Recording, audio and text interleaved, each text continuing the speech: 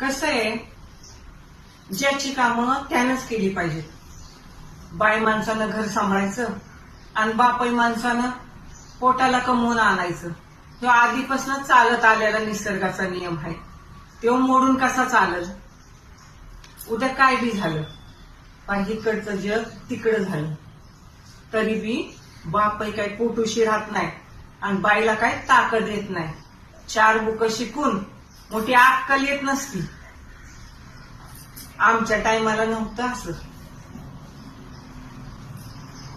मला काही लिवा येतंय का वाचा येतंय, पण म्या खमकीनं 2 पोरं मोठी केली.